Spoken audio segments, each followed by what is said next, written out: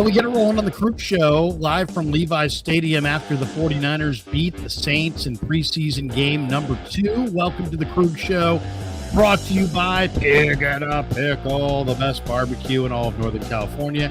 Check them out. They're in Emeryville. They're at Corte Madera. They're open 7 days a week from 11 a.m. till 8 p.m. or until they run out. Pig and a Pickle, the best barbecue in all of Northern California. And also this live stream brought to you by Sharp Corners, Sports Cards and Collectibles, 205 Cypress Avenue in Pacific Grove, California.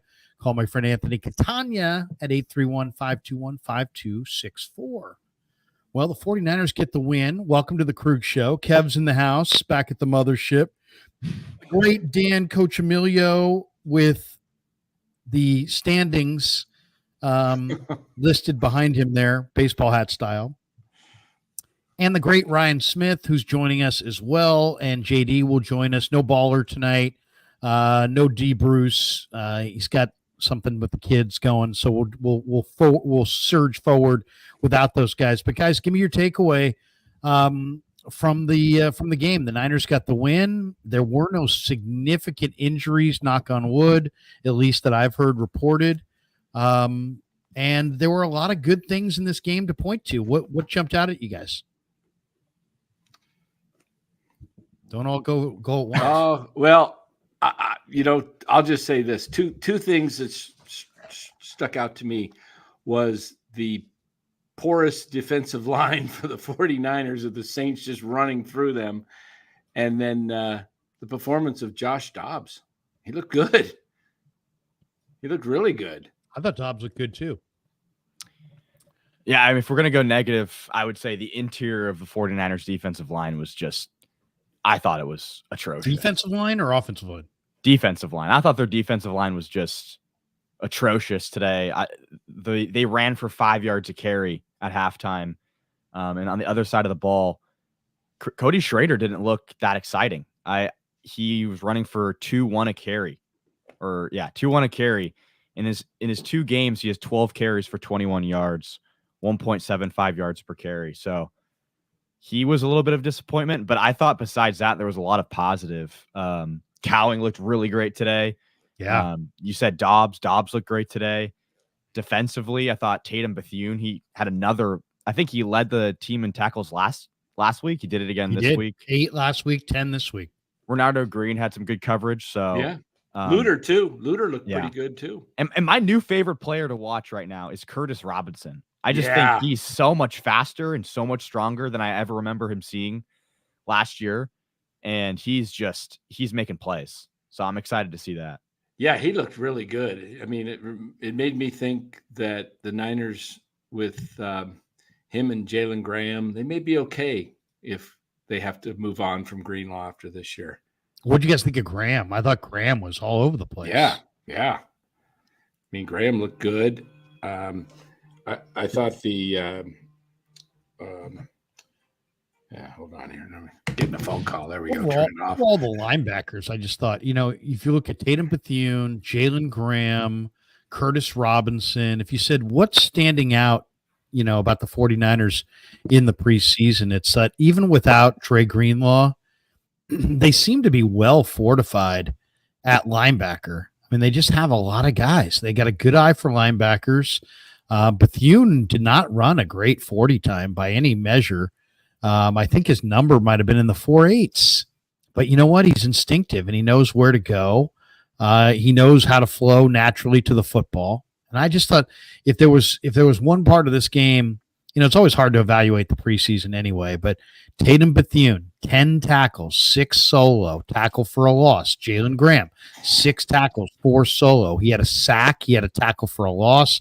And then you go look at Curtis Robinson. He had 4 tackles and a tackle for a loss. I mean, Flanagan Fowles had 3 tackles. I mean, I thought the linebackers, Devondre Campbell had a couple nice stops. So I thought overall, considering no Greenlaw, Niner linebackers look pretty good. And Bethune just is like that, the kind of guy that, to me, it's really going to come down to probably Bethune against Demetrius Flanagan Fowles for that one spot, at linebacker. I mean, I just think that Bethune. Yeah, I would take Bethune too. In fact, I was talking to somebody before the game, and I said, overall, when I started looking at the position battles, I think I would just go with the rookies. Like, I would go with Tanner Mordecai over Dobbs at quarterback. I would go with Garendo and Schrader over, Breida, Patrick Taylor, Keyshawn Vaughn. I would go with Mason Pline, who I did talk to again in the locker room after this one. I'd go with Mason Pline over as the third tight end. He's a rookie.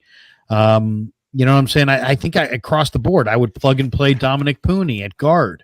Evan Anderson was not very impressive tonight at defensive tackle. I'm not sure if he's going to be the answer. And I don't think the Niners have their fifth defensive end on this roster. I just didn't see it tonight from Garvin or Alex Barrett. Bosa, Floyd, Gross Matos, Beal. Those are your, 1 through 4 defensive ends. They need one more. But I think at linebacker, it's going to be 6, and it's going to be Fred Warner, Devondre Campbell, D. Winters, Jalen Graham. So you got 4 right there. Curtis Robinson, I think, undoubtedly is going to make it. So that's 5. So it really comes down to are you going to go with Tatum Bethune or Demetrius Flanagan Fowles? And I think I'd rather go with Bethune. What do you guys think? My 49ers depth chart takes are pretty flaccid right now, I must admit. I don't really have the most scorching takes coming out of these preseason games. I haven't been quite as locked in as I normally am. I figure I'm just going to kind of cram here at the end. But I will say I thought Dobbs looked fantastic in that number 5. He had some great aura out there. So it was kind of, at times he looks a little bit like Trey Lance, and it's like he was kind of doing exactly what you'd hope from Trey Lance, scampering around. Brock Purdy, it's whatever, it's whatever. It's not great that things didn't work out so great with the crappy weapons and the O-line a little bit sketch. Thought Pooney looked great. And I gotta admit, I was watching a lot of the Broncos game as well. I found it a little more interesting. How'd they look? They dominated, right? They look fantastic. Yeah. They look great. I think Bo Nix, Caleb Bo Nix looks good. Bo Nix is my guy. I already put a bet on him to win Rookie of the Year. I think everyone's going to be on Caleb, and he's going to have the flashy plays, but I think Bo Nix is the guy. Bo Nix does look good. I don't know if you guys saw this play. I didn't see it until I saw it on Twitter, but Guy Haberman tweeted it out. It's Pooney. Look at this block from Pooney. Here, wait, I got to see it. Hold on a second. Okay, I'll restart it. You seeing it? Wait a second. We make the full screen. Okay, go ahead. Where is he? He's on the right side. You see that? He wrapped around. I've never seen an offensive lineman do that. He wait. Can you wait? I can't. I'm not seeing this. It's jumping too fast. A little bit like the Zapruder film going on. He's on the inside, right? I see 2 shooters on the grassy knoll. Oh, okay. I see it. You see him right here on the bottom right? Yeah. Okay. Around. Yeah. It's nice there play. he is. It's good movement by him. Did he do a flip? Yeah. Oh, there it is. There it is. He did a 360. 360. Okay. Oh, dude, they're gonna be absolutely giving him absolute grief about that tomorrow. You can't do a 360 as an offensive lineman. Yeah, where'd he go? Where'd he go? Hey, it worked. It worked, man. That is just there's gonna be some S talked in that film session tomorrow. Because he got the block, but he's doing a pirouette. It's a freaking pirouette. That's great. He looks good, by the way. And John Lynch went on KMBR, my new radio home, by the way. Thank you for all of you who supported the Krueg show. The Krueg show is going nowhere, by the way. People are asking me, what's going on with your YouTube channel now that you're on KMBR? You know what? Nothing's going on with the YouTube channel. We're going to stay right here and do the same thing with the same people that we've always done. And, who do I want to have on after these Niner games? I want to have, Matt Mayoko and Matt Barrows, and they're not available. So I go with, I'm just joking. I want to have Dan Coach Emilio and Rye Smith and Kevin Edward Kruger. I want to have my guys. I want to have my guys. Yeah, I can have a Lombardi. I can have a Cone. I could get the coach in here. I could have, all kinds of, highfalutin whatevers. But you know what? I don't want that. I want Dan Coach Emilio with baseball caps. I want Rye with Ringo nearby. I want, Kev Kruger with a full head of hair, just saying I will not get a haircut, and I don't plan to get a haircut anytime soon. Dang, I asked Kev, because my other kid's getting a haircut. I said, "You want a haircut?" He's like, "No." I just looked at him. What a great life, you know. You just got a full head of hair. Do you want to get a haircut? No, I don't. I really don't. I'm just going to let it grow. So anyway, thanks for joining us on the Krueg Show, and we're going to be doing lots of Niner content on the Krueg Show. And then, of course, if you're a Krueg Show fan, check me out on the radio starting Labor Day from 6 to 7 p.m. We're going to do a full hour on the Niners every night on the radio called Niners Nightly. We'll do player interviews, coaching interviews, calls, content creators. Who knows? Maybe we'll even rekindle this quad box on one of the KMBR shows. But we'll have a lot of fun. We'll talk a lot of Niners, and we'll hit it every single night, and it'll be highly credible. So please join me on that starting in September on Labor Day. John Seamus saying, Larry's saving KMBR. I think you got to go back to your comment where you said you would keep Mordecai over Dobbs. I mean, yeah, let's go back to what's the thinking on that one? I'm not seeing that, especially after today. Dobbs looked great. I mean, his movement looked great. The balls looked great. I mean, he got rid of it quick Mordecai too. Did look good. I thought Mordecai. I don't know if I would say Dobbs looked great. He looked really better in this game than he looked in practice. He definitely got rid of the ball quickly when he needed to, when the guys were open on the flat, or I like. But here's the question: it's not just a talent question; it's also a financial question. Dobbs is going to make $2.25 million. I believe it's fully guaranteed, so it is going to be paid out. It's a sunk cost either way. How about Allen? How much is Allen going to make? Allen's making a little bit more than that. I think he's making $5 million. So I think Allen beats Dobbs for the number 2 quarterback job. Now, maybe I'm wrong by saying that, but that's my read on it, just from having been to the camp every day and watching the first 2 preseason games. I kind of like Allen a little bit more than Dobbs. I think Dobbs has played well. But the question is this. The Niners they have 7 really good corners. Do they try to keep all their 7? They're gonna probably need to take an extra offensive lineman. If Pearsall and Cowing, you're not going to put those guys out for the year, so you may have to take an extra receiver. My point is just that they, Garendo and with Garendo in the backfield, they may have taken extra running back. They may need a roster spot, and they may decide that they want to go with 2 quarterbacks, with the 3rd quarterback being cut on the 27th of August, slipping through waivers and placed on the practice squad. So if the Niners want 3 quarterbacks on the active roster, then I think it's probably going to be Purdy and Allen and Dobbs. But if they want 3 quarterbacks and 2 on the active roster and 1 on the practice squad, then I think it's probably more likely that, who's more likely to slip through waivers unclaimed? Josh Dobbs or Tanner Mordecai? I would say tonight it's probably Tanner Mordecai is more likely to slip through waivers. I think Dobbs is more likely to get claimed.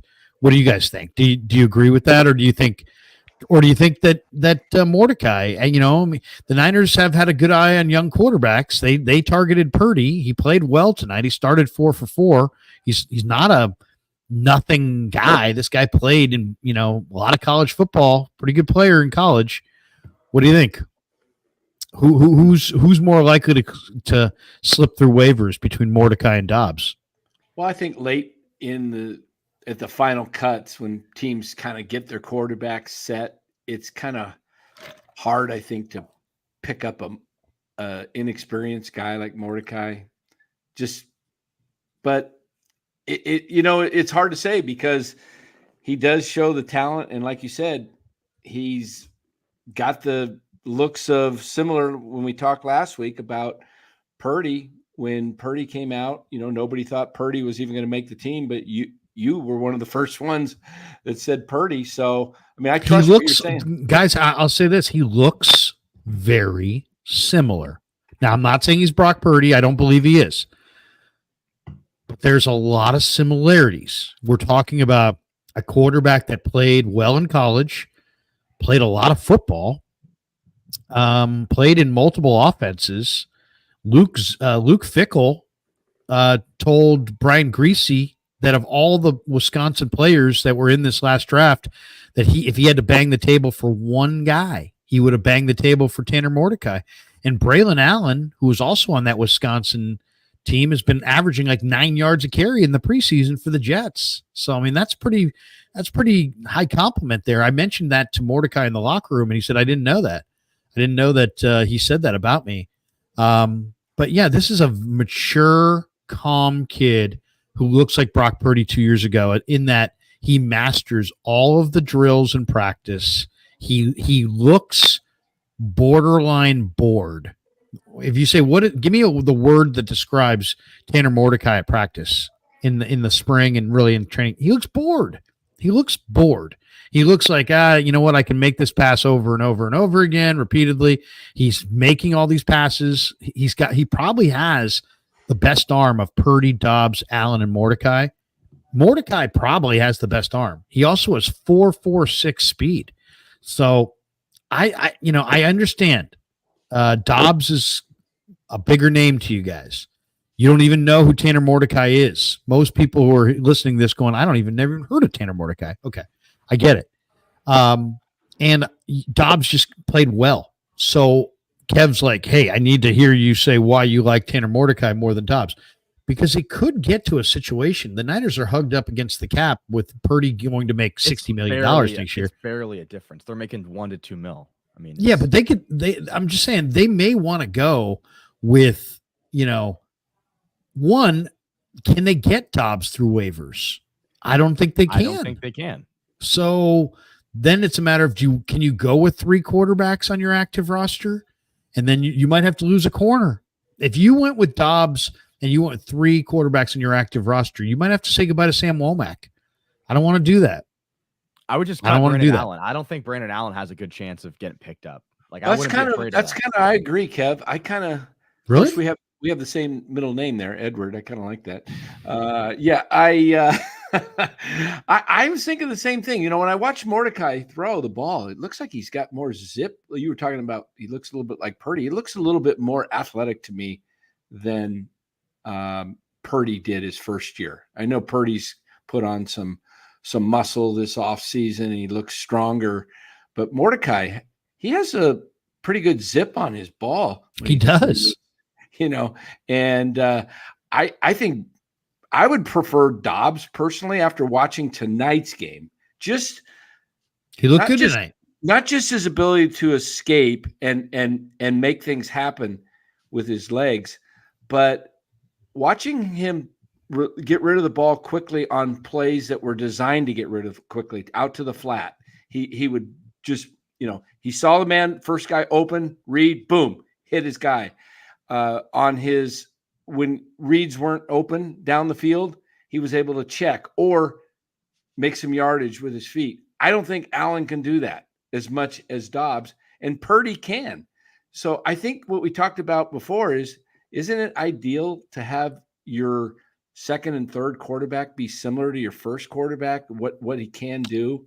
I mean, it's funny. Shanahan made that claim as a philosophy when he first started. And I think that philosophy was born out of, I don't want to sign Colin Kaepernick.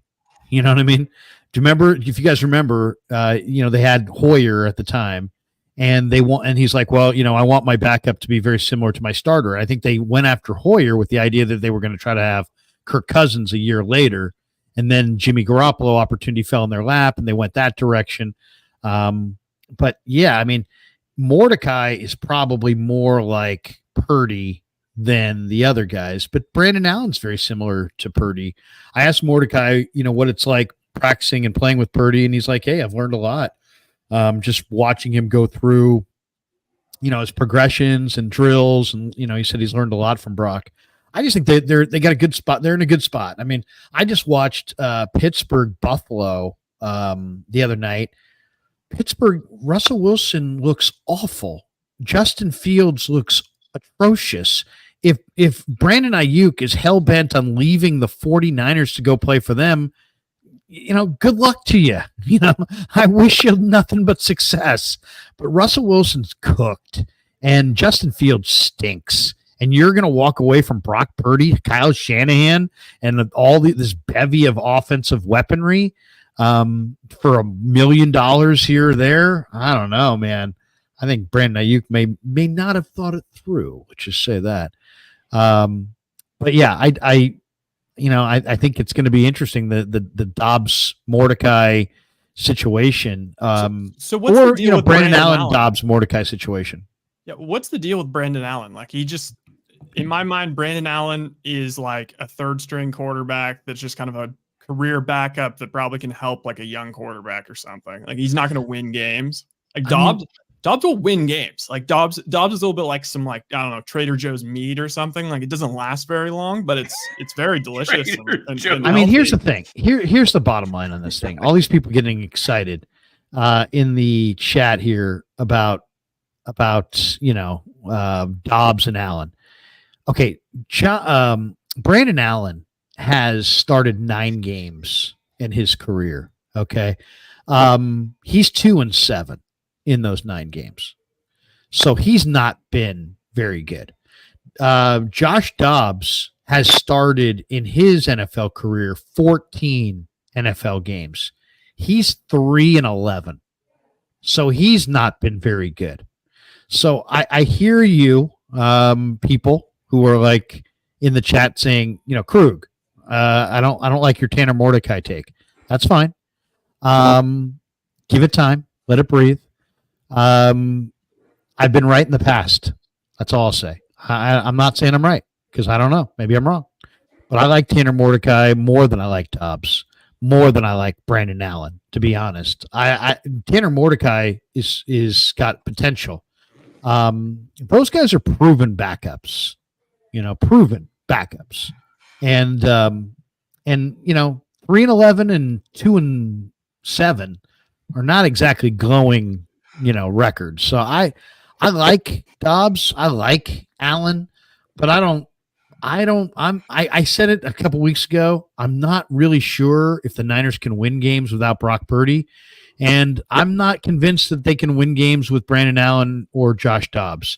I do like Mordecai, everything I've heard about him. I've got a buddy who went to Madison this year and scouted him and really believes in him. Thinks he's a great leader, that he's an authentic leader, that he's got good arm strength, good foot speed, and that he's accurate in the short and intermediate. I don't see the touch that Purdy has down the field. But I think in some ways, he's got a better skill set as far as foot speed and arm strength. But I hear you. I hear the people in here, there's people in here going, Krueg, I love you. I love your channel, this and that. But I think you're totally wrong. Dobbs should prove tonight he's QB2. Okay. I mean, if you want to put a lot of credence into an August 18th preseason game, go for it. I'm just saying, I think we kind of know what Dobbs is. 3-11, 14, 3-11 and 14 starts, kind of, I don't know. What do you guys think? I mean, isn't that kind of, I don't know. I think it'd be a little different if he was on, a great team. Last year he was on He's been on a bunch of teams. Yeah. I mean, he was on a horrible Cardinals team. How many did he start last year? About 7 or 8 games? For the Cardinals? He looked good against the Niners last year, and he beat Dallas with the Cardinals. Yeah, I mean, he's not the long-term answer, which you got to hope. Whoever the Niners pick as their backup, if they have to rely on him for more than 4 games this year, they're in trouble. The difference between Dobbs and Allen is that Allen is just your low-tier quarterback, backup quarterback forever, where Dobbs is like this quarterback that can give you a great week. He's going to be able to, today was one of his better days, at least for the first half, where he's going to give you that where you're like, wow, this guy might be a starter. And then he's going to have one of those games where it's like, oh, this guy should 4 not be playing interceptions. Football. Yeah, right. Exactly. Right. So I guess it's kind of a philosophy decision what you want to go with there. I do think that under the system that he's playing with Kyle, where he's got the weapons, that you can hide some of his deficiencies if you have to play him in a game or two, Dobbs. And like Kev says, I think with his legs, he might be able to win you a game. And we saw where look at DeAndre Berry. Mordecai was 4 for 6, and you got on your knees and slurped him, bro. Get real. All right. I Thanks. think Thanks, DeAndre Berry. I did hear you ask both questions about Mordecai to Brock Purdy and to Kyle Shanahan. So you're definitely you got an agenda. I believe in Tanner Mordecai. And I'm the same way some people will stand up and say, I will not apologize for this or that. I will not apologize for my belief in Tanner Mordecai. Damn it. Do I have to drop a damn it? I'll drop a damn it in here. What would you rather want? Would you rather know that your backup quarterback has the potential to play really, really good, but also play really, really bad? Or would you rather have a Brandon Allen type where it's like, he's going to be just okay, and you're not going to get anything more, you're not going to get anything less? Here's my thing. There was this Monday night game late in the year last year, and I watched it. I wish I didn't. And that's really my problem. It was Bears-Vikings, and Dobbs threw 5 picks, and he probably should have thrown 7. Yes. Yeah. And he was just he looked on that day like maybe the worst quarterback I've ever seen. And so I'm having a hard time getting that one out of my mind. And here's the other one. That was a November regular season national TV game against a shitty Bears team.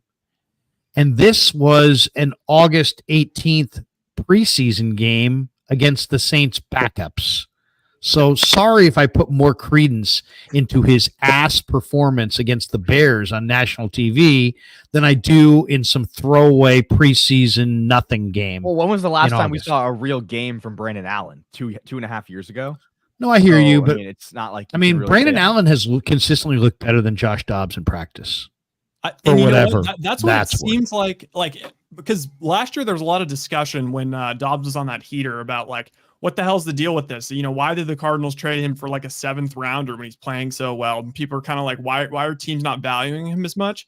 And the common consensus last year was kind of that he didn't look that great in practice. It just seems like that he's a really smart guy, and for some reason he's a gamer. And just as a counterpoint to the Chicago game, because I remember that, and yes, that was when his Trader Joe's turkey breast hit its expiration date. But like for the first 10 games of the season, he was 12 touchdowns, 6 picks, 6 rushing touchdowns. So 18 touchdowns, 6 interceptions until that game, in 10 games. And like the Niners, I mean, if they lose Purdy for the year, like the season's cooked anyway. It's not like none of these guys are going to come in and save it. But like, we just need a guy that can hold, if Purdy, sprains his MCL, we need a guy that can come in for 4 or 5 games and go 3-2. If you said to me, you're Brock Purdy's out 6 weeks. It's week 2. Brock Purdy's out 6 weeks. He's not out for the rest of the year. He's not out for the year. So your season's not over, but he's going to be out 6 weeks. And you got to win a game. See, I asked Brian Greasy the other day. We had a chance to talk to the assistant coaches, and I talked to him about Mordecai. And I said, hey, man, I really like Mordecai. He said, I agree with you. I said, is there anything that Mordecai could do to be the number 2 quarterback or to move up the depth chart? And he said, we really like him. But, we're trying to win a Super Bowl. And he's like, when you're trying to win a Super Bowl, you don't want a rookie quarterback as your number 2 quarterback. You want experience there. So I personally think that they like Brandon Allen and Josh Dobbs, and they see a player in both those guys that could potentially, as you just described, right, maybe go 3-2 in a 5-game stretch, maybe 2-3 in a 5-game stretch, and just keeps you afloat. I think that's what they see.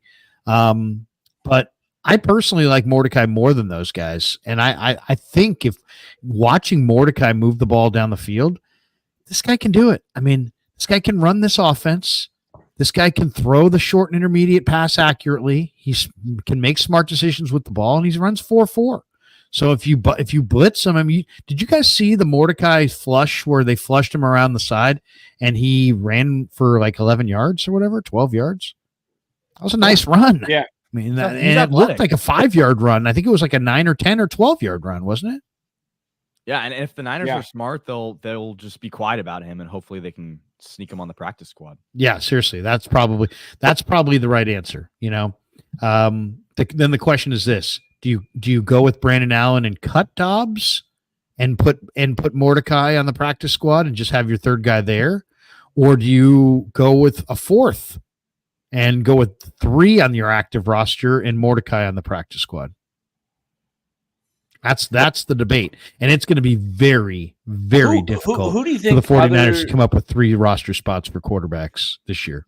Larry, who would potentially pick up Allen if he was released? Would it be Cincinnati? Would any team other than Cincinnati possibly pick him up? I don't think Cincinnati would. Don't they have Jake Browning? Yeah, maybe like Yeah, the he Chargers. played well at the end of the year. Yeah, you'd have to. Who exactly?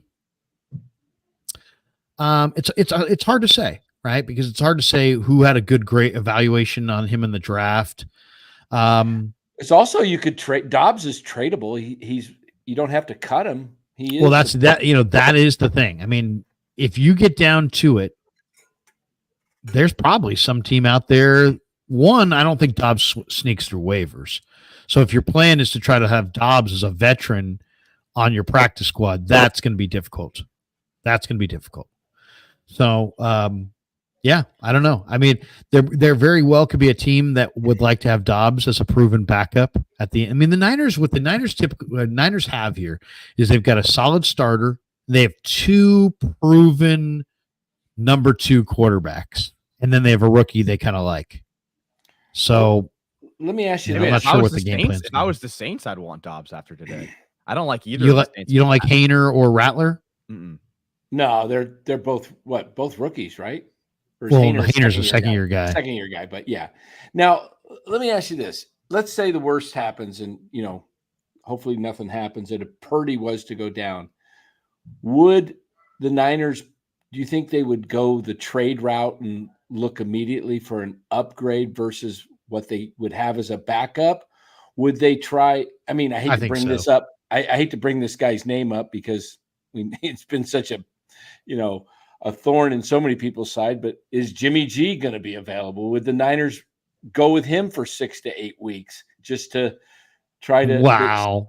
I mean, is he going to be available? Yes, I think he is going to be available. But they're not. Right? Isn't he playing terrible with the Rams?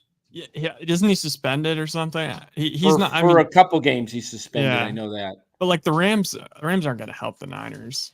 But if they released him, I don't think they would trade him to the Niners. Why would the Rams release him when their backup quarterback is Stetson Bennett, who just threw like 5 picks too, or something like that? 4 in the first preseason game. He threw 1 against the Chargers. But I would think Minnesota would have a lot of interest in Dobbs, just because they lost the quarterback and he knows their system, he knows their offense, he knows the head coach. He won some games for them last year. I think that makes sense. And yeah, I do think Dobbs could potentially fetch you a 6th or 7th round pick. Yeah, so, I wouldn't have a problem having Mordecai as a third quarterback, kind of like Purdy was, and have Allen be your second if you were to trade Dobbs. But I think if you're going to have your best second pick as quarterback, I think Dobbs gives you a shot. In Dobbs, to me, seems like a guy that could come in the middle of a game and kind of do something to keep you, maybe even win you the game. He's the type of guy that, as you saw with Chicago last year, that game Monday night, he can win you a game and he can lose you a game. But under Kyle's, he's the Tyler Rogers of NFL players. There you go, saying, Danny. There you go. That's a good analogy. Except he doesn't have a twin. Yeah. Looking I wanted to ask you guys, because it's the first time I've actually seen him since college at Arizona, but he looked really good tonight, cowing. I mean, he had a good return, and then he had the reverse, and he was flying around. It looks like the hamstring is hopefully behind him, but he got that deep ball at the end of the first half down from to the Dobbs. 5-yard line. Yeah, from Dobbs, right. And he had that double move. I don't know if you saw it, Larry, if they showed the replay, but on Fox, he had a nice double move he put on the corner and to get separation.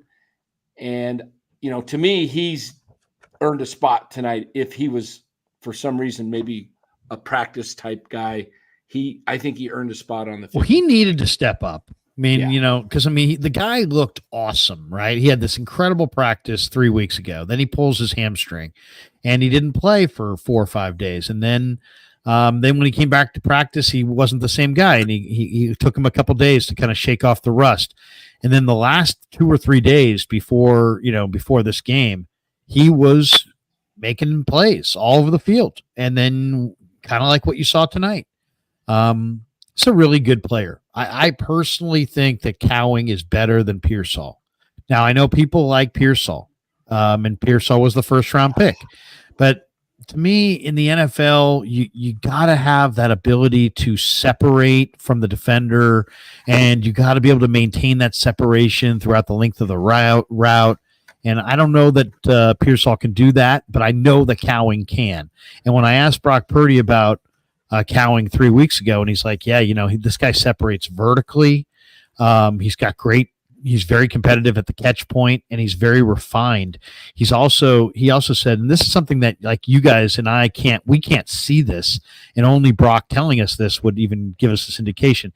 He said, the guy is where he's supposed to be. He's like a lot of rookie receivers, they get knocked off their route, and just more times than not, they're not where they're supposed to be, and they can't be trusted. Brock said Cowing is a veteran like player in that regard. He gets to his spot on time, and you can trust that he will be in his spot on time, and that makes Brock comfortable to throw him the ball. So I think Cowing is going to be better than Pearsall. I really do. Now I know a lot of people really like Pearsall, and I do too. But to me, you need that. This is the perimeter in the NFL. Only special athletes need apply. Everybody who's not special just is kind of, just gets kind of forgotten about. And I just don't see super special with Pearsall as far as athleticism and separation. Cowing, on the other hand, 4.3 speed, and he can separate at will. So I see that extra gear with Cowing. I just don't see that extra gear with Pearsall, and he's going to need it. So I'm not quite as if Pearsall had shown some more durability in this camp, I'd be a little bit more excited. The fact that Pearsall has been very, very fragile and is still battling, a shoulder injury. I mean, this guy has not even really taken any hits. And the NFL, receivers take big time hits on their shoulders all the time. This guy's barely even taken any hits at all this summer, and he's got a sore shoulder. That does not bode well. It really doesn't. I really question Pearsall's overall durability. I really liked seeing Cowing today. Like, I haven't seen him since college, his college film, but it just seems like his speed is much more translatable to the 49ers offense than like someone like Danny Gray, who, by the way, didn't look key too drop good. Tonight. Didn't look too good today. It's not a good look from Danny Gray today, but he's cut. Cowing the end around. He's just very fast. He's quick stuff to start. I think he has better side to side speed. Even on that play that he got a screen pass and then ran it the other way he got a screen pass on the left hand side and ran it all the way to the right hand side and got tackled for a loss. I thought that was obviously not a good play, but during that play, he even made a juke where he juked at a defender really well. So even on that bad play, I thought he did a good thing. So he reminds me a little bit of Emmanuel Sanders when the Niners had him in 19. That quickness, size, he's smaller than Sanders, obviously, but he is a football player. You could see it. He's a heck of he's going to be a weapon for the 49ers. And I mean, to me, the question is going to come down to who's going to be that last receiver. I mean, I think BA signs and then Debo and Jennings, the top three, who's going to be 4 or 5. And if they carry 6, is it going to be Conley? I think it's Ayuk, Debo, JJ, Cowing, and Pearsall. That's 5. So that's 5. So then I think the 6th guy is either going to be Conley, Ronnie Bell, Tay Martin, Chosen Anderson, Trent Taylor or Danny Gray. I would say Chris Conley has the edge right now, with Trent Taylor being close second. Trent Taylor did not look good today. He dropped the ball in the end zone. And Ronnie But Bell's Trent Taylor dropping is a a lot of return balls. man, and they like him as a return guy. I think I'd rather have Cowing returning. Oh, I would too. Trent Taylor is a very conservative option as Trent Taylor lost a lot of stock in my head after return guy. today. I don't want to put a lot in a preseason game, but he just did not do anything today. So what really is the deal with Pearsall? Like in like the best version of him, what is he, like a slower version of like Drake London or something? He's just kind of a guy you just. I think he's a Thielen type. Thielen? To me, he's like Danny Amendola. Now, Amendola was. I don't like that comparison. I know, Danny nobody Amendola's does, because 5'10", Amendola was undrafted. This guy's a 6'1". first-round freaking pick. They're not even the same size, though. It's not even like they're just both white. Yeah, but believe me, that's the good comparison, because mediocre size, great ball skills, can turn you into a pretzel, all kinds of quickness, unbelievable stop and start ability, separation ability in the short area. I mean, Pearsall and Amendola, there was a time where Danny Amendola, was an all-pro special teamer, but he was a very tough cover. I mean, this guy, you laugh about Amendola all you want, and I understand there's people that don't like that comp. He's got 2 Super Bowl rings. It's not like the guy's a bum. And this guy's very similar. I just feel like I was sold that he was like this guy that he's just like unbelievable, catching the ball at the high point and just seems what like if he's Thielen? If he's Thielen, are you happy? I would be very happy with Yeah, it. I mean, Adam we're Thielen, talking near Hall of Fame receivers like Thielen, Amendola. Give me either. I just think he's a either of them. Thielen in a sense that the way that he plays receiver and his height and his speed and he's actually more athletic than Thielen in that sense, but his height, weight, and just his play style is very similar to Thielen. I don't know if he's going to be as successful as Thielen. Thielen was one of the most successful guys for someone who's that slow. Right. But are these guys just is his injuries just nagging, or is it going to hold him back from not seeing the field before week 1?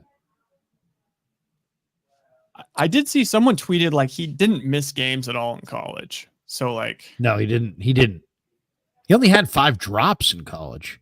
So he had the only thing about Pearsall is he doesn't have great collegiate production for a guy who, now do you want to blame Florida's quarterbacks? Do you want to blame Florida's offense? I do want to. Do you want to blame Florida? I mean, you could, but I'd like to see a little bit more production for a guy who doesn't have upside.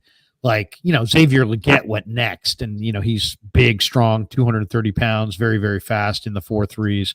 I would have liked to have seen them go for that kind of a receiver, but he doesn't have near the ball skills as Pearsall, and hopefully Pearsall can make a contribution right away. Mitchell and Ness says, Larry, word on the street is you've become a giant shill on KMBR. Say it's not so. Danny, is there any chance that I could become a Giants shill? It just seems almost borderline impossible. I wouldn't expect that. I would not expect. Yeah, I wouldn't expect it either. Yeah. Especially now that I'm hanging out with Dieter every now and then. Dieter, so he's extra. I had Dieter on the other night talking about Farhan. It was kind of fun. Dietz, he's a good guy. Yeah, nobody can put away the food in the press box like Dietz, by the way. Robbie439 says Larry's in love with Mordecai. I wouldn't call it love. We're seeing other people right now. Oh. Kevin, did you just mute me? I was not trying to mute you. Sorry, that's an accident. Oh, I thought you were muting me. No, but I am in love with the idea of a really good, valuable piece to your puzzle that you find without spending anything. It really helped the Giants when Elliot Ramos busted out this year. You know what I mean? It really helped the Warriors that they drafted Trace Jackson Davis 57, and he became really, really good. And it really helped the 49ers. I mean, you could make an argument it saved John Lynch and Kyle Shanahan that Brock Purdy became a Pro Bowl caliber quarterback as Mr. Irrelevant. So yeah, I am rooting for Tanner Mordecai to become more than just a, throwaway nothing.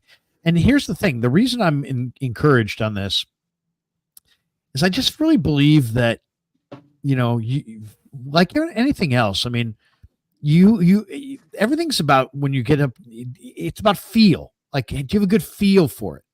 I mentioned that Brock Purdy clearly has a great feel. Well, there's no question that Brian Griese has a good feel for quarterback evaluation. For him and Kubiak, Clint Kubiak, to be like, hey, we think Brock Purdy's pretty good. Look what Brock Purdy is. And now for the Niners to look at a bunch of quarterbacks in the draft and say, hey, we like Tanner Mordecai, and look what he looks like. He looks terrific. And what you saw today or tonight here at Levi's is what I'm seeing every single day in practice.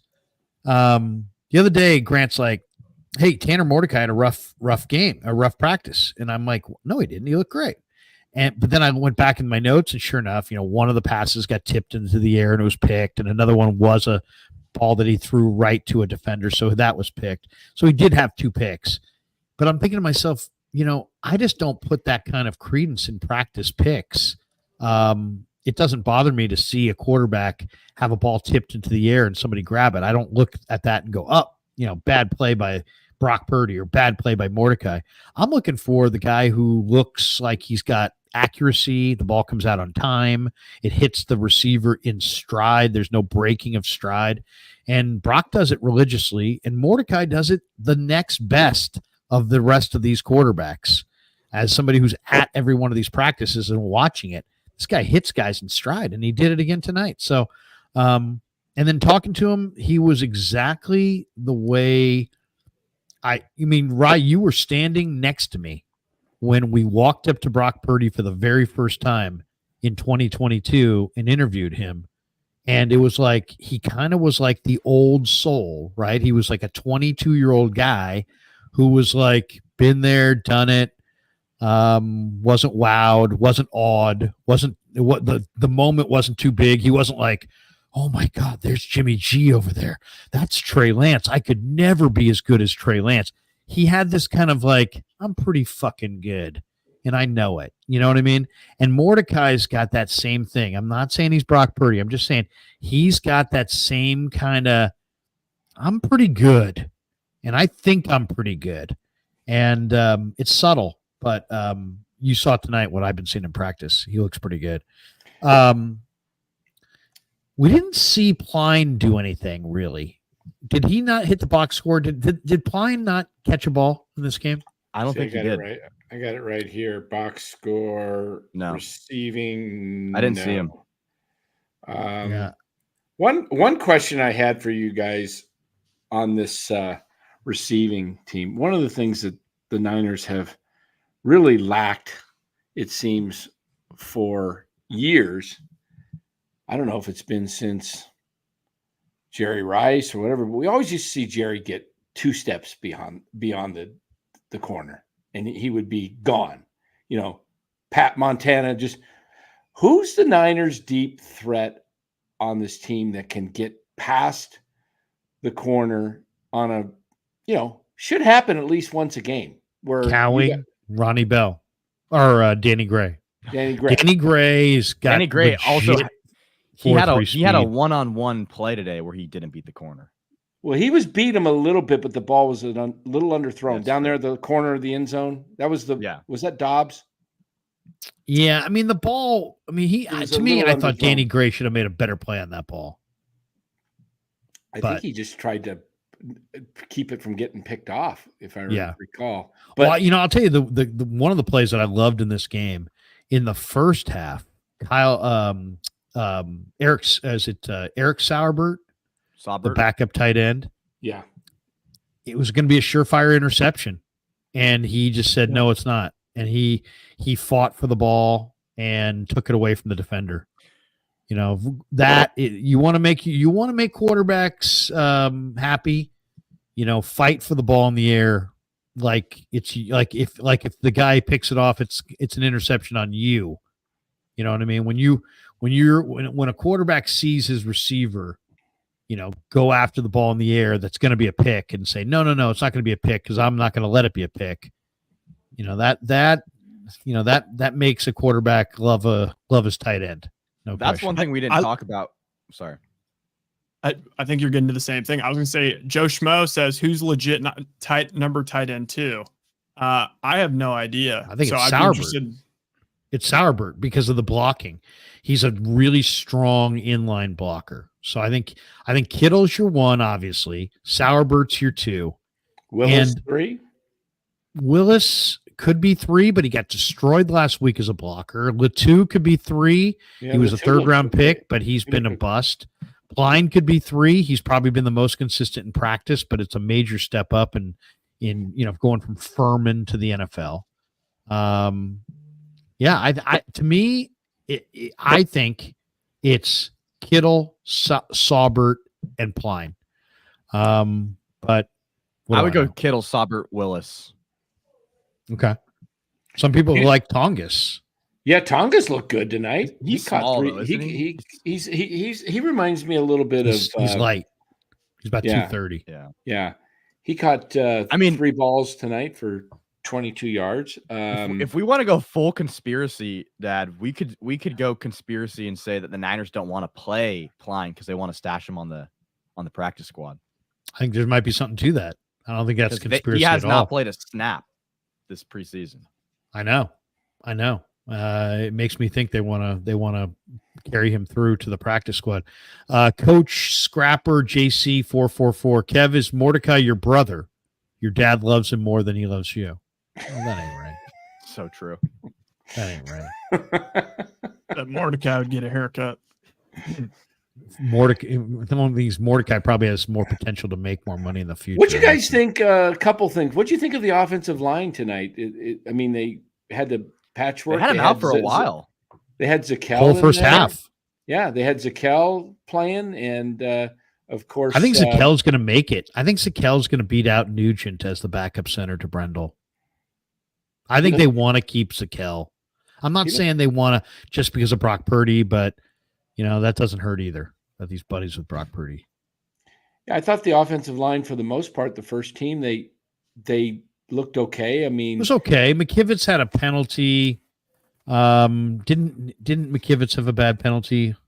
Let me see. He had a false start. Well, the O-line struggled in the first quarter. No question. Protecting for Purdy. There's no question about that. The first 3, yes. I mean, Chase Young had all-time effort today. I wish he had that in the NFC Championship game.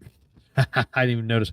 Jalen Moore got beat for a hit on the quarterback in the second quarter. McKivitz also he struggled. He struggled on one play in the first half. I saw that. And then in the third quarter, there was let's see, where was there? Who was it? Which offensive line? One of the offensive linemen had a big penalty in the third quarter. But the offensive line struggled. I mean, the offensive line struggled. I'm going to be very eager to see, like, between Kingston and Jalen Moore and Hubbard and Zakel, who the backup offensive linemen are. Because I think you've got your five starters for sure. But, like, is Burford a lock? Is Feliciano a lock? You would think they would be because of their status a year ago. But they haven't played. They're hurt. So I'll tell you the other one that's going to be really interesting is Shanahan was asked in the postgame about Isaac Guerendo, kind of indirectly. He was asked about guys who were hurt, and he's like, yeah, it's really hard because, especially if they were hurt early on where we really didn't get that great of an opportunity to evaluate them. I don't know. If I were the 49ers, I would be very scared of cutting Isaac Guerendo. They might have to redshirt him. You might have to redshirt him. You might have to do what Kev says and just IR him for the year. The Cam Latu. Or, I mean, unless you're going to go with – so maybe the Niners could go with 5 running backs. And if they went with 5 running backs, it would be CMC. That's not normal, right? They don't usually go 5. Are you counting a fullback as 1? Oh, okay. Yeah. Sometimes they go 5 or 6. Usually NFL teams go 10 combined running backs and wide receivers. So you either go 4 wide receivers and 6 running backs, or you go 5 and 5. So I would say room too. Yeah, you got a lot of wide receivers. So you're going to go with 6 wide receivers. I would say running back wise, you're probably going to go with 5 running backs. So you'd have your 5 running backs are CMC, Juice, KP Mason, and then probably Elijah Mitchell. Those are your top 4. And then so that means the 5th running back, if you go with 5, has to be one between Schrader, Garendo, Breida, Patrick Taylor, Keyshawn Vaughn. Yeah. All those guys maybe for one spot. Now, I'm a big fan of Cody Schrader, but you know what? Cody Schrader looks like the NFL is a big, big step up, and he's not ready for it. That was a huge takeaway I had watching him today. Same. Yeah, he's a great college back. And he'll be a nice guy to put on the practice squad, right, and develop for a year. And he might even be good in a year. But I think, to me, I went into this camp thinking, you know what? If he doesn't make it, he won't clear waivers, and he'll wind up on some other team. But now watching him, I think that he will clear waivers. Yeah. And I would probably, if it was me, I'd probably go Christian McCaffrey, Juszczyk, Mason, Mitchell. And if I got to go with a 5th guy, I'm probably, even though he has not played, I would go with Garendo. I mean, he's 220 pounds. He runs 4.38. If you watch this guy on the practice field, it's like a sports car.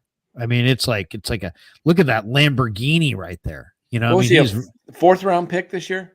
He's a 4th round pick, and he runs 4.38 at 220 pounds. Now, he barely played in college, so it's not like you can sit there and go, yeah, you know, this guy can do it. He might not be able to do it. He might just be a guy who's big and strong and fast, but is not that great.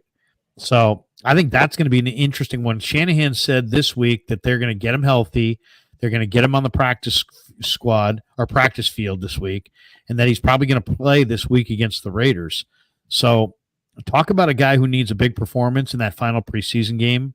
I think it's Garendo, but if Garendo has the big performance, I think that could lend itself to Schrader being on the practice squad and Garendo being on the active roster. So that's something to look for next week for sure. Schrader last week had 5 carries for 6 yards. I was trying to give him the benefit of the doubt that it was the 2nd, 3rd string offensive lineman from the 49ers that really kind of blew it for him. But he played the whole first half and had 15 yards. So 7 carries, 15 yards. He had 3 targets too and had pretty much nothing to show for it. So. Yeah. You know, I noticed I didn't watch the defensive line as intensely as I should have. I was busy with doing a couple things, but I saw one play where Robert Beal just got taken completely out of the play. Like it was like he was going up, he was a high schooler and he was going up against a college All-American tackle. He just got wiped out. And I was thinking, wow, I don't recall watching too many games where a defensive end gets taken out of a play that bad. And I was just like, I don't know if that was an aberration or just if that's going to be a problem. I know he's a little smaller than some other, edge rushers, but he was just manhandled.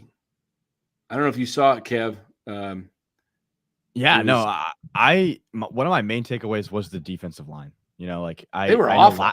Last year, that was the same thing.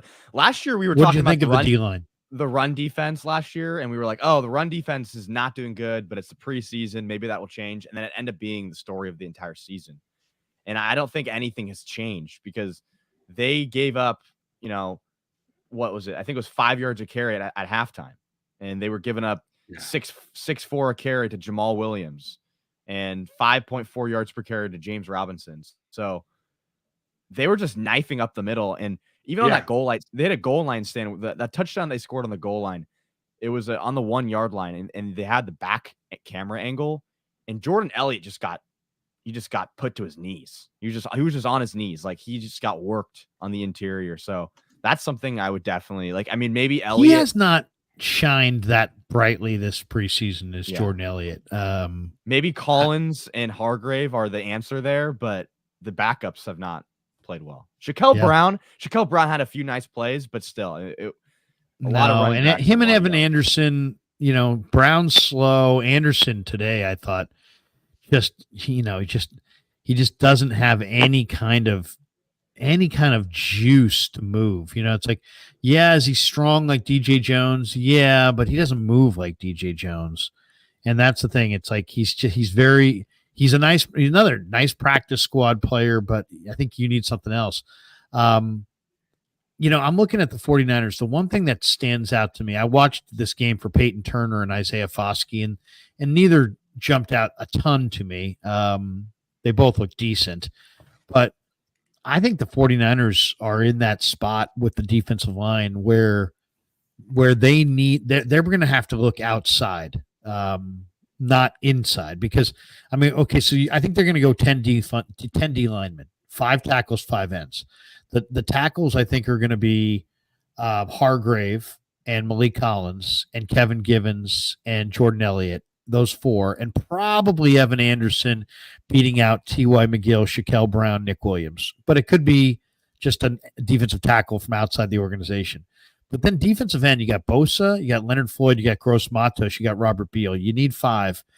I don't like Alex Barrett. I'm not a big fan of the other guys, Garvin or the kid from Maryland. And I just think that if you're going to look for one transaction from the 49ers between now and 9 days from now when they cut this thing down, I expect them to trade or sign a veteran 5th defensive end.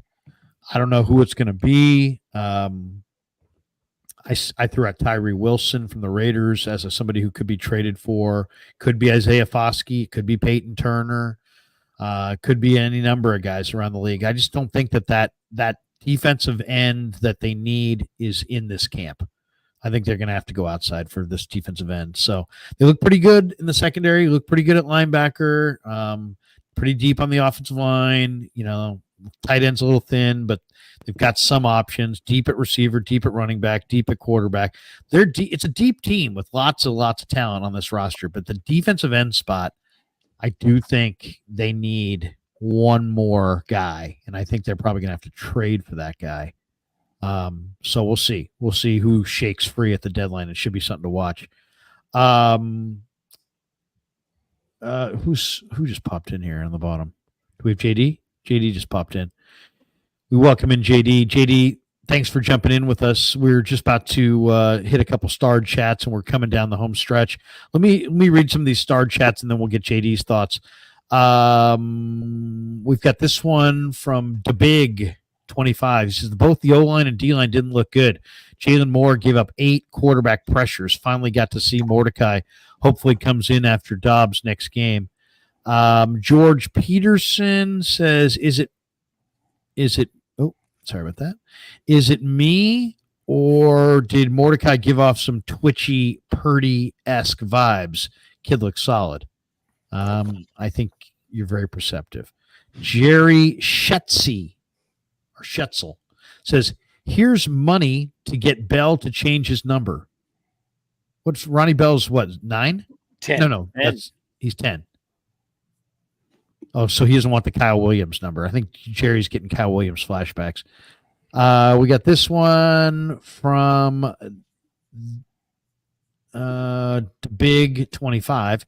If you're a college football fan, you know that Mordecai can sling it, but unfortunately, Kyle has a love affair with Brandon Allen. To Big 25 says Farhan equals Trent Baalke. I wrote the name Marco Luciano down in an envelope, Lowry, and I told myself this guy can't play a lick. All right. Green Glass Full says not getting a tackle at pick 14 was a huge error. Yes, I do agree with that. And Luis Madera, any concerns about Jake Moody? Well, he made 3 and missed 1, right? Is that what it was tonight? I'm not too concerned about Jake Moody. I'm really not. We welcome in John Dickinson of KMBR fame, who's coming to us from the post-game show on KMBR. JD, what was your primary takeaway on this one? 49ers got a win, but what stood out to you? Yeah, the initial thing for me is Brock Purdy played and basically nobody else did in terms of the others that were available to play among the starters. I mean, it was Colton McKivitz was out there and Jake Brendel was out there, and that was it. And Purdy was kind of running for his life and out of rhythm. And I know, he probably wanted to get out there and feel it a little bit. I know Kyle Shanahan typically likes to get his guys out there. I feel like he does trend old school, at least he wants to be. But yet I also think the way that this camp has gone with the slow build into this past week that was supposed to be the joint practices and everything out of whack, I feel like in the big picture, Kyle didn't want to risk it, which is why Kittle and Debo aren't out there. But then Purdy is out there, so that didn't make a whole lot of sense to me tonight. Just first and foremost, and of course he's going to look out of rhythm, kind of running for his life and without weapons. So I don't really make too much of it. I know you could make the case that Purdy maybe hasn't had the best camp if you really want to nitpick those things, but I don't think this has been the best overall camp for the 49ers, top to bottom. So that was kind of number one for me. I'll keep it on the quarterbacks. I thought Joshua Dobbs, I thought Joshua Dobbs had a nice game. He shows that he's just kind of a gamer, right? He isn't, the passes are not always pretty. There are times where he just looks out of sync, maybe in the context of the offense, but yet he's going to also have some grit and guile and make a play and use his legs and keep the chains. Like, you can just see why guys who have played with Joshua Dobbs really like Joshua Dobbs. And so I think he's somebody potentially worth keeping around. And, look, I've said it, Brandon Allen, I think, was the number 2 quarterback after week 1. I think he entered this week still as the number 2 quarterback. I think he just provides Kyle Shanahan, I'm talking about Allen now, with a comfortability that he likes to have. But I think really what it tells me, and I know, Larry, you want to talk about Mordecai maybe as I say this, but oh boy, as, does he. As it relates to, to me, there are things that Brandon Allen does well. There are things that Joshua Dobbs does well, but I think I don't think either one of them is good enough to where I can say keep this guy, cut that guy. And so I think you have to keep both of them. That's my takeaway off of this. We've seen you have to keep both of them, because if something happens to Brock Purdy, the 49ers are in big trouble. I think that we can, this is not last year where it's Sam Darnold and things might be okay. But I think you need, all right, something happens to Brock Purdy in game, I can go to Josh Dobbs. Something happens where you're going to be without Brock Purdy for 3 or 4 games. Maybe you start Brandon Allen, and if that doesn't go well, you go to Josh Dobbs, and he gives you a spark. So I don't know. Whoever the 2 versus the 3, I still think it's Allen's the 2 and Dobbs is the 3 right now. But I think that the big quarterback takeaway, and I'll let you guys jump in, is you got to keep all 3 of them at this point. JD, I threw the comparison out, or the situation out, and I want to hear your perspective on it. I think that Dobbs is one of those guys that has a higher ceiling, lower floor, and Brandon Allen's just more of a lower floor quarterback, maybe middle floor, we'll call it that. Do you not want a quarterback with a higher floor or higher potential floor if you're in a game that you must win? Like, say he's coming into a game, you need to get a win. Are you going to settle with mid, or are you going to take a risk on the high or low? Yeah, I mean, I think I would probably be more inclined on this team to maybe say, with all the talent they have, that you might go mid. Honestly, I think it's a fair. But again, they're just, to me, the 2 of them. And I asked this question on the KMBR postgame show to Adam Copeland and to Dennis Brown. This is regurgitated secondhand material now. We were just talking. Yeah. Hey, I can dip. You want me to dip? No. Are we getting regurgitation sensation right here? No, I think it's a quality question. I'll let you guys be the judge. Okay, we'll evaluate. Damn it. Exactly. You tell me. Look, if you needed a guy to go in a game immediately and win you that game, who would you rather have? If you wanted if you knew Tanner Mordecai, and if you knew you were going to be without Purdy for a month, who would you want to have? And I think it's a different. Tanner Mordecai. If your answer's different, then I think you have to keep both guys. I don't know. I don't think either is good enough. to be honest, which means you got to keep both or play Tanner Mordecai. I don't know. Kick that around. Yeah, I mean, It's a good question. I like the way you frame that, John, because if I'm thinking of it from Kyle Shanahan's perspective, that's different. I think Kyle will want to go with Brandon Allen because Kyle default to the scheme. Yeah, Kyle wants his scheme to be executed. He wants a robotic quarterback. He's not necessarily going to be as down as I would say the fans and the general football watching public is for like a Josh Dobbs, who will kind of pull stuff out of his butt. Although I think Dobbs is such a smart guy. I feel like you could tame him a little bit. You could have him. Krug's turning the lights on. I'm just a huge fan Motion of Dobbs. detected. I think Dobbs is good for 4 to 6 weeks. I think he can do it. I think he can give you 3-3 over 4 to 6 weeks. Brandon Allen, I mean, yeah, he can hand the ball off. I don't know. Brandon Allen just is kind of gross. Like it's just kind of like low floor, low ceiling. You know what? It's low variance because it's going to be low. That's what it is. I'm not anti Brandon Allen. I know what you're saying. He's kind of mid, and he's 2-7. But you know what? I'll say this about Brandon Allen. He ain't afraid. He's super smart. He doesn't seem like the moment's too big. To me, that's one of the things. That's like one of the first things I always look for in a rookie or in a backup quarterback. It's just like, do I think the guy is gonna, whiz down his leg? And he seems pretty. He's got some moxie. You know what I mean? He's got some poise. He's a little bit more there. Now he's only 2-7. What I say 2-7 and 9 starts, so that's not great. But I haven't seen enough of Allen over his career, but is he got he's 2-7? I mean, he hasn't played a lot.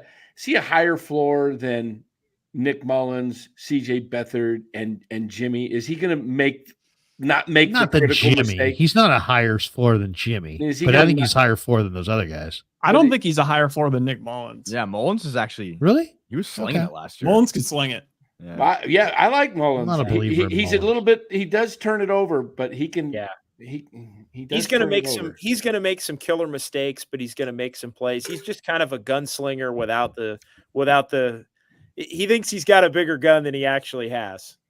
Right. Here's the question I would have: if the Raiders, who have Gardner Minshew as the starter and Aiden O'Connell as the backup, if the Niners tried to sneak Dobbs through the waiver wire to get him to the practice squad and go with Allen as the number 2, do you think the Raiders would claim him?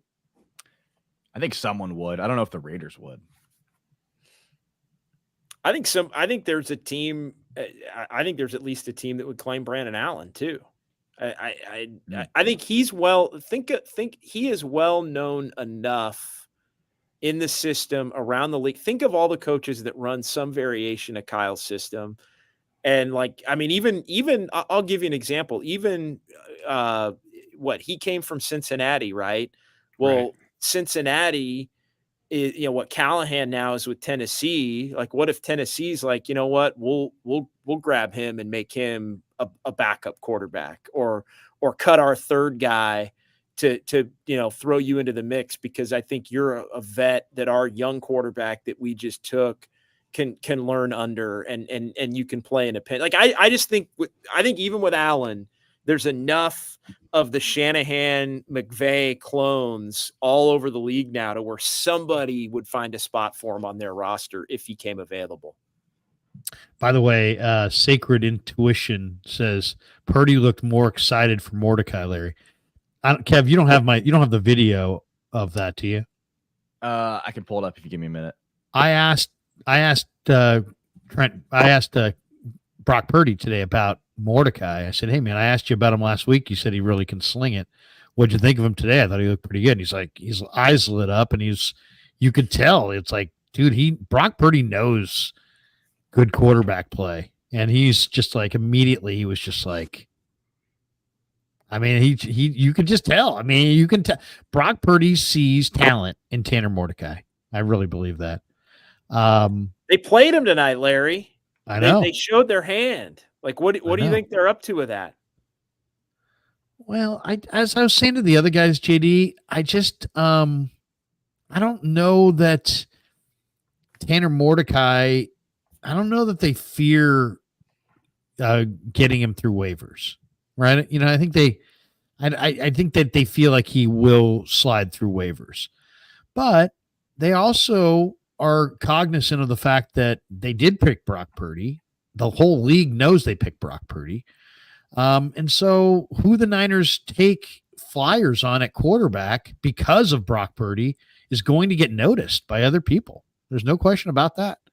And who knows? Maybe somebody will see the specialness in Mordecai. My guess is probably not. My guess is that maybe if he plays next week and plays great, maybe he gets claimed. But if he doesn't play next week, or if he plays next week and he just plays okay, I think he could probably. I think he could probably sneak through. All right, here's Purdy. So love having him in the room, and like I said, he's pretty electric. Brock, last week you told me that Tanner could rip it, and we got a chance to see him tonight, and I thought he looked pretty good. What did you think of his first performance? Yeah, man, awesome. To get out there, get into a rhythm, make a couple good throws on the run, and he was in rhythm, on time, making good decisions, man. So to go out there, fourth quarter, you never know what's going to happen or what defenses are going to be doing at that point, but he went out there and ran our offense pretty efficiently. So I'm pumped for him, and I know that's going to continue to boost his confidence as he plays more. So pumped for him. So there you go. Little Brock Purdy. He's always half grinning. Whenever you ask him about Mordecai, he's always like half grinning. I don't know if he likes him. He knows. I don't know. He knows. He's like, sees a little of himself, Kevin. You know what he know? He's like Krueg knows. Krueg knows. He saw it in me, and he sees it in Mordecai. This guy Krueg is special, very, very special. That's why Better wanted to be a sponsor on the show. That's why Dan Cochimilio's over there. That's why Rye Smith's in the house, even though the top of his head is cut off right now. This is why JD's here, because they all want to be a part of the Krueg extravaganza. No, I'm just spitballing. Was there a fire alarm going off in the building, JD? Because there were lights blinking and people were asking me before about fire alarms. I didn't see any flames or anything. Now, in full disclosure, I was out of the building for probably 40 minutes or so. I went and did kind of an extended KMBR segment. And so to do that, you got to go out of the building to go back in the building. And so you're kind of in a separate wing, as you know. Right. So I was not, to my knowledge. Now I'm back. I don't know where it looks like you commandeered one of the spots that I used last year. Oh, you took JD's spot. Yeah, I did. I said I was looking for a certain spot, and I thought, where would JD set up? And I looked around. And I said, you know what? Yeah. This is where JD would set up. And then I decided to set up here. So are you down the hall? Are you in the press box somewhere? I went down to the workroom just to drop off. I had a bunch of stuff, so I'm the only one in here. If there was somebody in here writing a story right now, I would have figured out somewhere else. But I'm the only person here. Oh, so you're in the workroom for practice. Yeah, like we come down to during practice. Okay, I just my little desk here. I just learned that you guys all got desks in like little cubicles the other day. Yeah, I thought that's so funny. Like it's like a school. Yeah, you want a little tour? Yeah. Why don't we get a little tour? Can we get a little tour? We'll just get a little tour. Wait. Can we make them big? Can we make them big? It's the JD desk. Here. Can we make JD big? Yeah, we can make JD bigger. We'll just here, let me get rid of the comment. Yeah.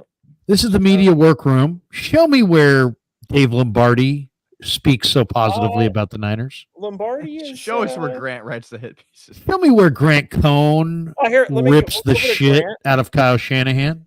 Here, we'll go over to Grant here. Is this Grant? I don't mean he's not here right now, but yeah, Grant.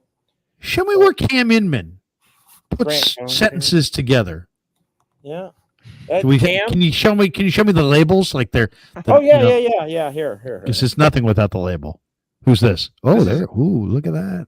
Yeah, you got the nameplates. Look at that. It's got a nameplate.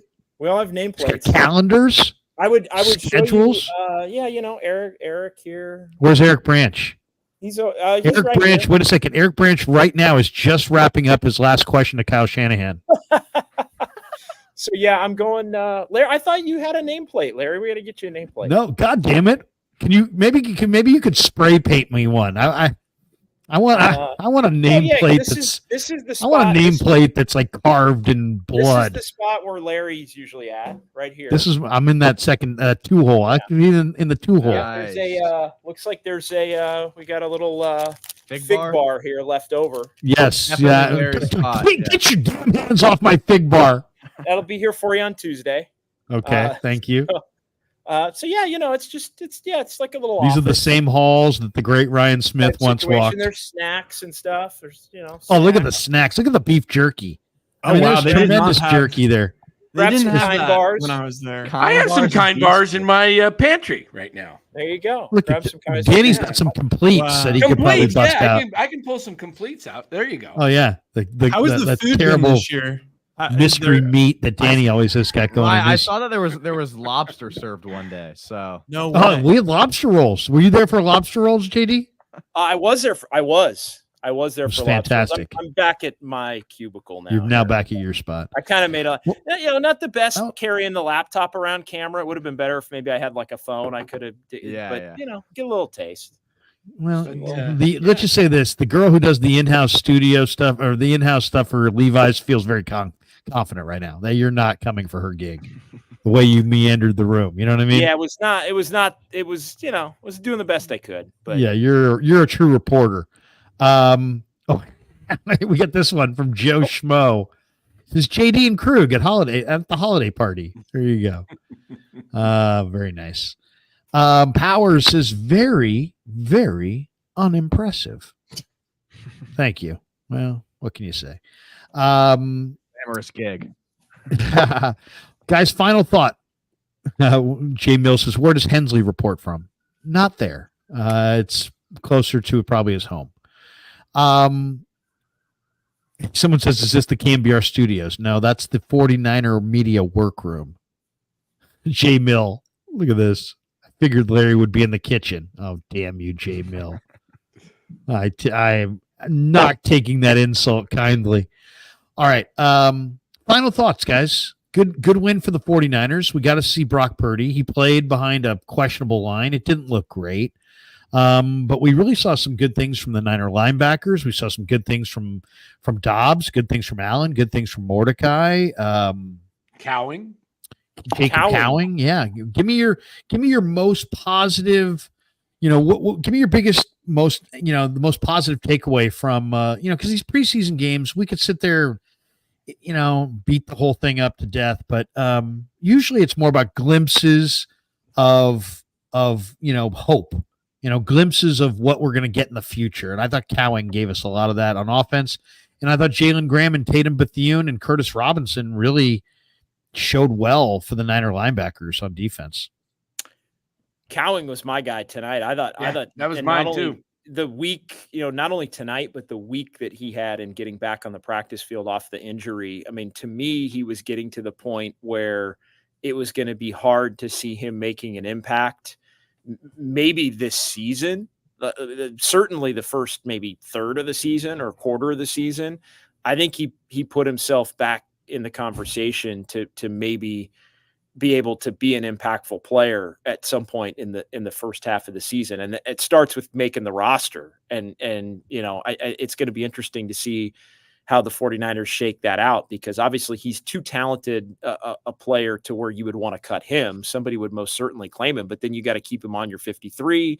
And that means somebody else gets cut, and you got to try to bring back some veteran wide receivers on your practice squad. Can you get Trent Taylor or Robbie Chosen or somebody else, on your practice squad? I don't think Chosen would be a problem there, but Trent Taylor may have options, and I think the Niners would prefer that Trent Taylor's an option for them, but maybe not at the expense of Cowing. And so Cowing would be my number one, and it kind of led me to, I think, solidifying himself for the 6th wide receiver spot tonight, although who knows what's going to happen with Pearsall, and I'm counting Ayuk in that. So there may be more opportunities for others, but yeah, Cowing would be my number one standout tonight. I think he did the most to help his cause.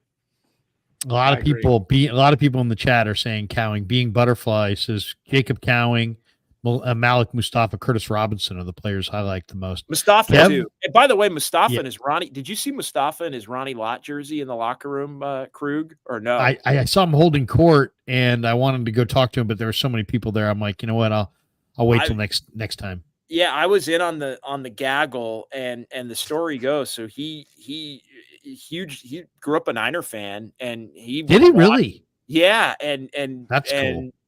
Obviously too young to have seen Ronnie Lott play in person, but has gone back and watched a lot of Ronnie Lott film and like old YouTube videos of Ronnie Lott laying the wood. And so he got the opportunity to meet Ronnie Lott this week.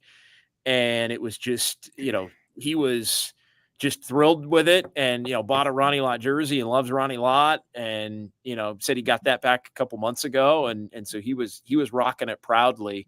And, guy that's got a nose for the ball. And I think, a couple of good clips on the KMBR socials of Malik Mustafa in that Ronnie Lott jersey. And also I thought it was funny because where his locker is, right? Next to Trent Williams. Right next to Trent Williams. And Trent Williams usually has 2 lockers, right? Right. So Malik Mustafa's locker is the second Trent Williams locker. They gave him Trent's second locker. He's encroaching on Trent. Yeah, because right now there's 90, right? And then they set that kid up for the biggest fall. They cut it down to 69 or whatever with the practice squad. And so then, you clear some guys out of there. Then some of the vets can have more than one locker. Some of the true, the big Bosa guys. and Trent. And Trent, Trent, he obviously said he hadn't met Trent. But, I'm used to, end of last year, Trent had like the velvet rope, right? He had like one of those. Trent had like traffic cones. He had like a gate. He basically had like one of those gates where like you pull the strap up and open. It was Trent Williams' locker resembled car line at most grammar schools. Yeah, it really did. I mean, it was like cones and like directions, and you go by more than 2 times and you get busted for cruising. Yeah, it's it's Trent's the man. Poor Malik Mustafa. He's going to have to get the hell out of there. He said, yeah, I'm probably getting relocated. That's what he said. He said, yeah, I'm probably getting moved because I took his second locker. Yeah. I'm a Niner, but I could be moving here in the locker room. Kev, what stood out to you? Even though I was kind of harping on the run defense, my standouts were a lot of guys in the defense. I already talked about Curtis Robinson. He had a pass deflection and a quarterback hit. I thought, he just looked stronger and faster than he did last year. Renardo Green, I thought, had a really good coverage play on when he was playing a press man and the wide receivers lined up kind of closer to the lineman, more of like in the slot. And it was a deep out, and he just covered it really well and broke up the ball, had a good pass deflection there. Darrell Luter Jr., who I thought had a couple of bad plays, but then followed it up with some good plays. One where he he'd had like a hit punch and knocked the ball out. Didn't allow the catch. And then there were the last play of the game, or the last play of the Saints offensive drive in the fourth quarter. He played good in the end zone and didn't allow a catch there. And then Mustafa, I just think Mustafa is he's gonna make the tackle. Like he's not a big hitter. He's man. not he's missing a big hitter. I haven't seen him miss a tackle yet. He's when he's there, he's coming down with you, So he's got high standards too for his play. You can tell. So Right, what jumped out at you? Mustafa. When you say his name, I think of the Lion King, Mufasa. It's a great name, isn't it? Malik Mustafa. I mean, it's great. It's a lot better than Ryan Smith. I'll tell you that. Well, it's kind of like a Dan Coach Emilio. Like it sounds like a nasty, mean middle linebacker. And I call him Dick Mufasa. Butkus, Dan Coach Emilio. It sounds tough. Yeah, we just Ryan, what stood out to you? My biggest takeaway, I mean, I've already spin zoned it in my head. Like, I'm kind of happy that Purdy had a little bit of a rough outing, made some poor decisions. In contrast to like Mahomes and the Chiefs running out there and he's throwing backwards passes and it's all great and sunshine and rainbows. I kind of like that there's a little bit of adversity for the Niners to start the season because, I didn't want them rolling into the season flat. So I'm just taking it as like, this is kind of a wake up call for the Niners and for Purdy. And I'm not expecting to see that during the regular season. Also, Danny, what's yeah. oh go ahead. Oh, let Danny go. Danny, what stood out to you in this preseason game number 2? Yeah, well, can you give me a little John Facenda introduction for my name? Come on, give me a little Facenda. The autumn wind is a Coach Emilio. There we go. You like that? Yeah, the autumn. I love that. Yeah, I love The John autumn Facenda. wind is a pirate who's all that John Facenda stuff is just awesome. It's awesome. I mean, yeah. seriously awesome. Yeah, even though it was all written for him, he just read it, but it was great. The great John Facenda. Yeah. I thought, Kev mentioned a couple of guys on defense, and there's a couple of guys that I'm going to mention that they didn't play much, but when they were in there in the first quarter, I liked what Devondre Campbell was doing. Yeah. He made a couple of nice tackles. He did. And then the tackle of the game, I think, went to Jair Brown. The loss, the tackle for a loss in the first half. He's a monster. Was sweet. That was nice. So I thought those guys looked pretty good. I do think Luter looked pretty good on a couple of plays on defense. But my takeaway tonight that stood with me. I'm with JD.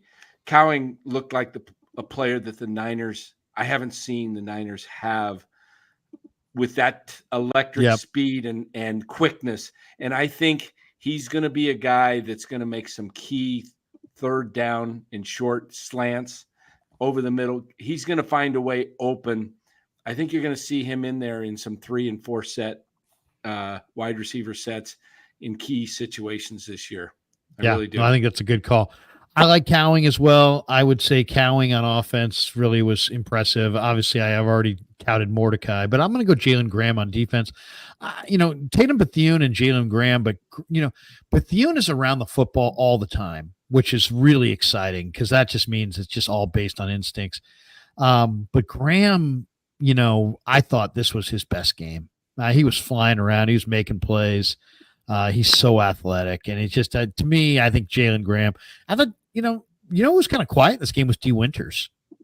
This is kind of a quiet game for Winters. And Winters, I think, for the most part, has been getting the love from Warner and others. I think a lot of people feel like Winters is the better of between the two, but I don't know. He was inactive tonight with a knee. Was it? Okay, that's why. I was going to say, I didn't hear his name. I didn't hear his name once. I saw him duck out of the side of the locker room after the game. And it seemed kind of early. So I was wondering if he didn't play, if he was in civvies. That's something to watch too. For him, and then an oblique for Jennings. You guys may have had the Jennings, but those were the 2 injuries. Those were the 2 injuries. Nothing suffered in the game though, huh? Nothing in game. Nope. Yeah, that's good. 2 last supers, and then we'll hit our better sports and we'll hit the road. Bazzi Mian says our entire starting lineup hasn't produced at all together this offseason. Trent, Ayuk, CMC, Feliciano. I think it'll affect us when the season starts. I do. Yeah, I do. I think offensive football is about cohesion, and you do need those reps. And that's why I said I thought it was more important for Ayuk to sign on time than Bosa last year, and I'll stay with it, and even though he hasn't signed. And obviously Trent is the same kind of thing. So offensive football is about cohesion, and you need that.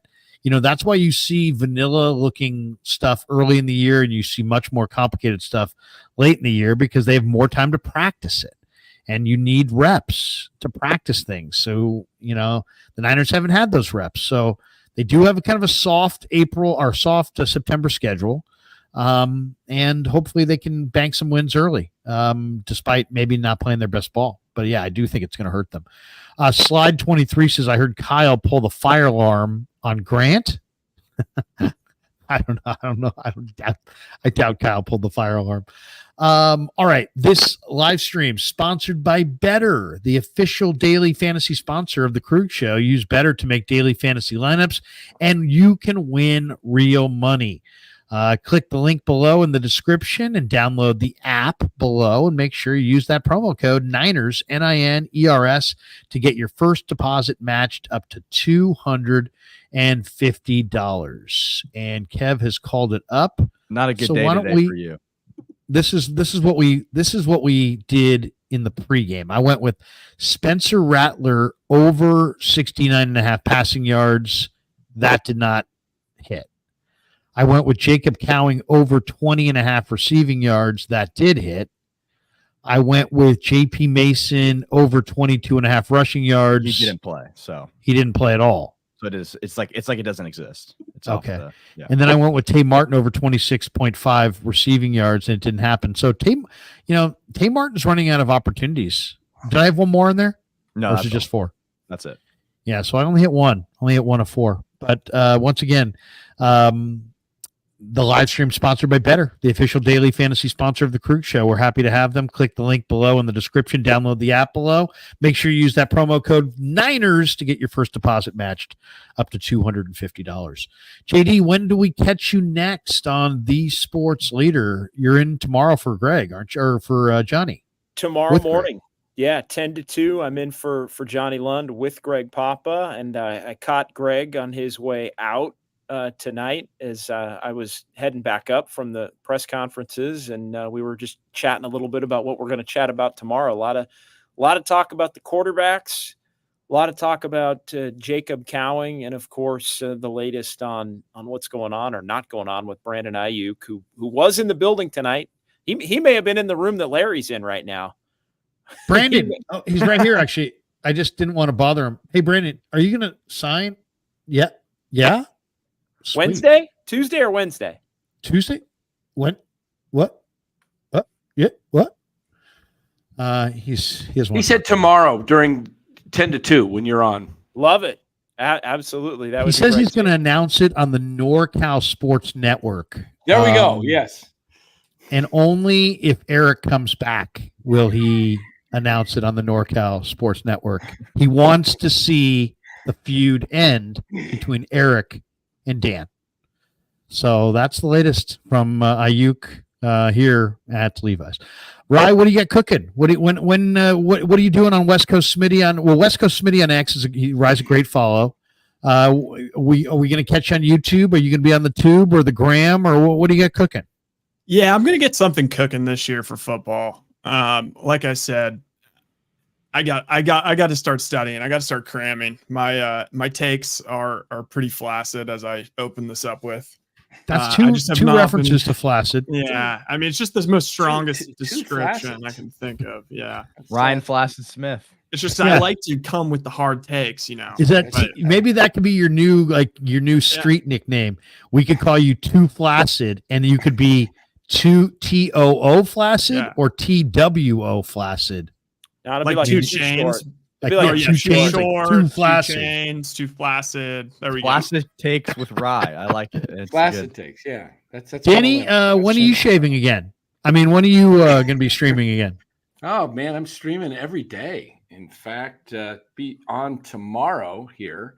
In fact, I want to put the link. Are you calling up your schedule right now? Looks like you're hitting buttons. I'm trying to put the link in, so if people would go over and sub here. I don't know if it pops up in your chat or just in my chat, but could I put that up there? Does that go on?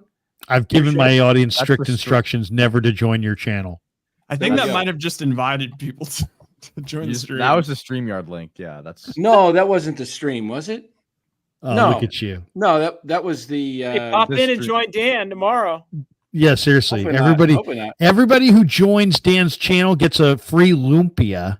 Courtesy of Dan's wife. Lumpia. And that's not code for anything. Don't get your mind out of the gutter, you scumbags.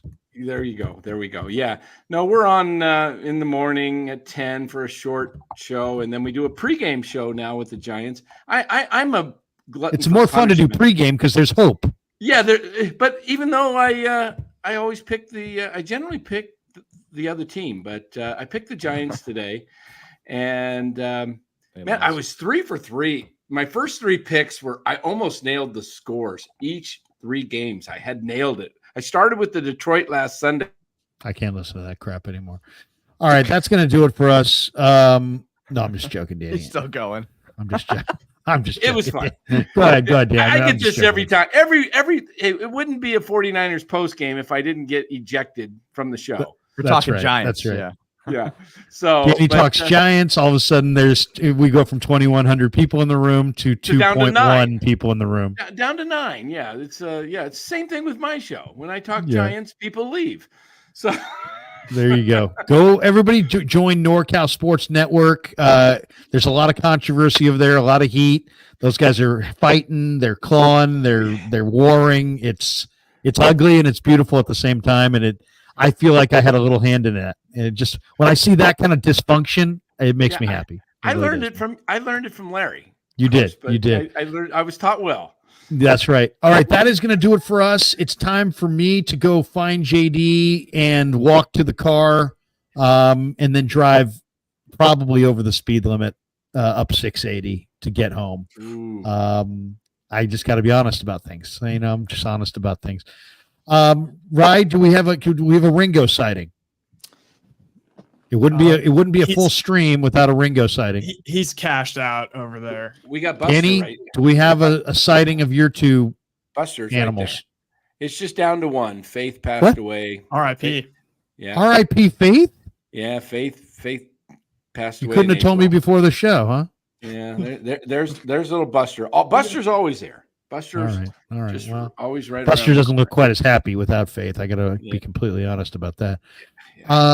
Okay, that's going to do it. Niners get a win. Thanks to Pig and a Pickle for being the title sponsor of the Krueg Show. We are Kev. When are we going live next? You're going live tomorrow morning. What time? Damon, 9 o'clock. That's right. Tomorrow morning with Damon. Check that out. 8:45 tomorrow morning. 9 o'clock tomorrow. What? 9 o'clock tomorrow. 9 o'clock tomorrow. 9 o'clock tomorrow. We moved it back. So that's going to do it for us. Thanks to Danny. Thanks to Rye. Thanks to JD. Thanks to Kev. Thanks to all of you guys. Niners get the win. Hope you enjoyed it. Catch me tomorrow. Peace. Yeah, never met a man I've been scared of. Careful, you gon' get exactly what you asked.